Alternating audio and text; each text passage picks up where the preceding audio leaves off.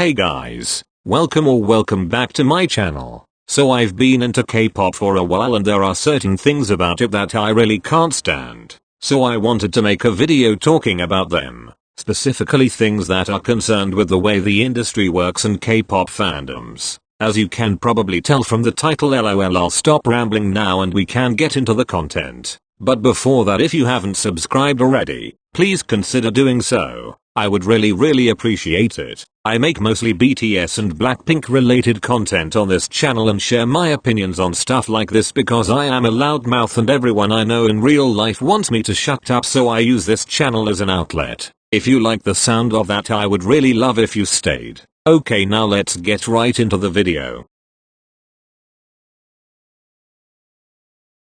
When I say industrial ignorance, I am referring to the countless number of times that big-ass companies have borrowed something from a culture that isn't their own and used it as a proper costume, or when they have allowed the inclusion of certain words and phrases in song lyrics that are offensive and disrespectful. It seriously boggles my mind that companies at the level of the big three that come from a country as developed as South Korea can't do a basic Google search before deciding to do something incredibly disrespectful. And it's not like that they've made a mistake once and stopped. At best, upset fans have received a half-assed apology after which everyone swiftly forgot about the incident and moved on, only for it to happen again, and again, and at worst they have completely ignored it until people stopped talking about it and just let the whole thing blow over. I understand that there will always be some ignorant people everywhere. I also get that mistakes are human and we all screw up sometimes. But when your ignorance is on an industrial level and you refuse to change despite wanting to cater to an international audience and attract a more diverse crowd is just beyond me. As much as certain groups of fans love and enjoy K-pop,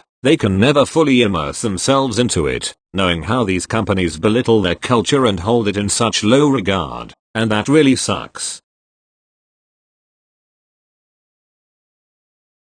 Now, I am not into a ton of K-pop groups, so there may or may not really be a consistent trend or significant pattern of visuals being treated the way I have noticed. But I definitely do not like what I do know about the visual position. Visuals are often recruited by companies just for their physical appearance, and companies refuse to acknowledge their talents and passions. When they are labeled the visual of the group, they are just seen as incapable of doing anything but sitting there and looking attractive, both by the company and netizens. Even if they are good at something or passionate about something, their talent gets overlooked because everyone just assumes they're idols because they come super close to fitting the Korean beauty standard. Because of this, they have to work twice as hard if not more to get noticed for their talents and skills over their looks. I am mainly into BTS and Blackpink, and both Jin and Jisoo have once been the least popular member, and for quite some time. Not only that, but they have also been criticized for their singing and dancing abilities, despite actually being better than the average person and showing genuine improvement through time and a lot of hard work.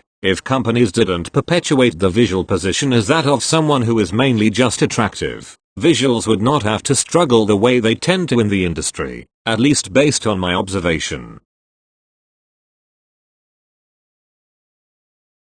This kind of connects to my first point, which was about industrial ignorance. The main goal of Korean entertainment companies seems to be to get a larger international audience. Yet, when it comes to inclusivity and diversity, they are completely closed off to it. I understand that Korea is a homogeneous country and that the Korean entertainment industry has only been gaining international traction relatively recently. However, I feel like it's high time everyone opened up to being more accepting and encouraging of diversity and inclusivity, and of people from different ethnic and cultural backgrounds in general. If companies truly want to attract an international audience that stays, they need to be more open to international auditions, etc., and having a K-pop idol that may be non-Korean or non-East Asian.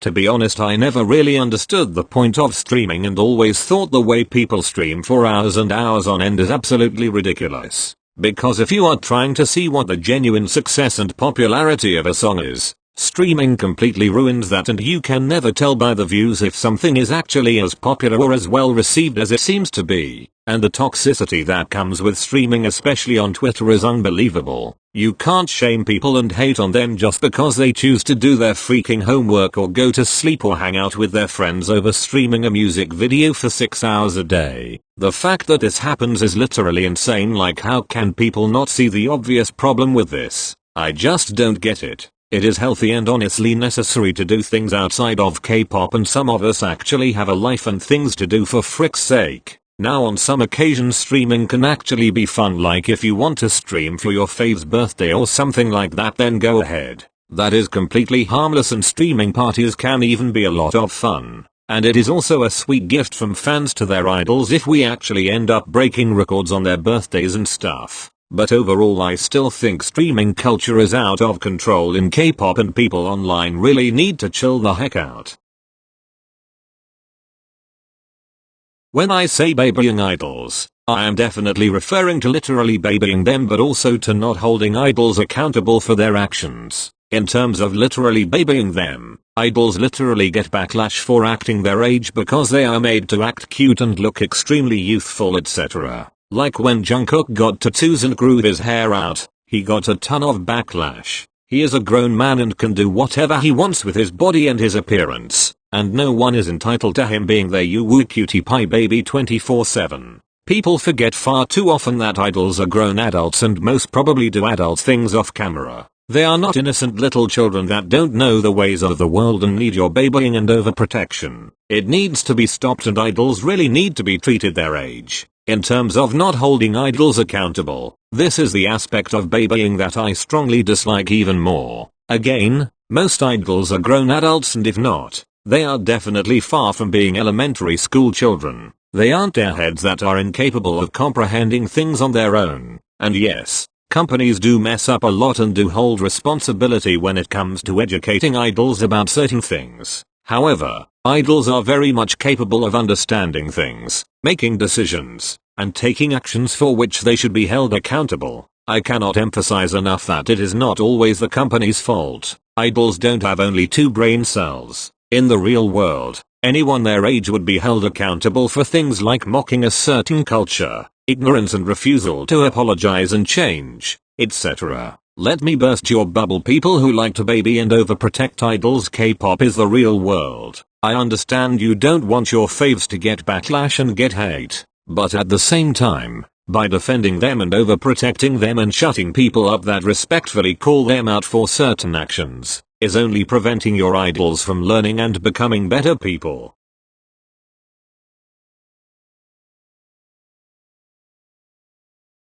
I know whitewashing sadly exists in most parts of the world, if not all, and it is definitely not just a K-pop thing. However, I think K-pop takes it way too far. Idols are whitewashed in pictures to the point where they look like ghosts or aliens. It's genuinely scary sometimes. Like they are whitewashed to a level of paleness that is literally not human. And whitewashing isn't exclusive to editing pictures, but it is so shockingly common for idols to bleach their skin before debuting or for them to get skin whitening injections. I understand that this is a historical thing and that fair skin is desired in Korea and Asia in general due to what it meant in terms of social and financial status, and also colonization. But again, this is extremely dated and the origins of it don't make it any less problematic. I really hope the industry gets over extreme whitewashing and allows idols to be comfortable with their natural skin tones. I've definitely talked about solo standing in past videos, but I could not leave it out of this one. Solo standing is one of the most toxic things about K-pop fandoms, and honestly I don't think there is much to be said about why it needs to be stopped ASAP. Having a favorite is fine. There is absolutely nothing wrong with having a favorite. I'm sure everyone had a favorite One Direction member and that is perfectly and totally fine. And I'm sure people have a favorite BTS member, for example, and that is totally fine. But what is the difference between K-pop solo stans and One Direction solo stans? It is that people didn't send literal death threats and extreme hate towards the members that were not their favorite. Solo stanning is not an inherently bad thing, but K-pop stans made it a bad thing. Toxic extreme fans really need to be blocked, reported, and stopped, period. Korean beauty standards are quite rigorous and extreme in general Korean society. And as a non-Korean, I can barely imagine living in a society where so much pressure and importance is placed on physical appearance. Now imagine that but tenfold. That is the standard that idols are expected to meet, or at the very least get close to. Before getting into K-pop, I literally had no freaking idea what the heck a 90-degree shoulder line was or what a 45-degree leg line was. I never even looked at or thought about these things or thought other people noticed these things. But once I learned about them, I couldn't help but try and figure out how ugly or pretty I may be according to Korean standards, even though I am not Korean. So imagine every inch of your body being scrutinized 24/7 and random people asking you about your weight and body proportions or telling you that you should go on a diet, etc. It is insanity. I cannot imagine how horrible it is for mental health and well-being. Idols are expected to look absolutely flawless 24/7 and have the clearest skin, the slimmest body,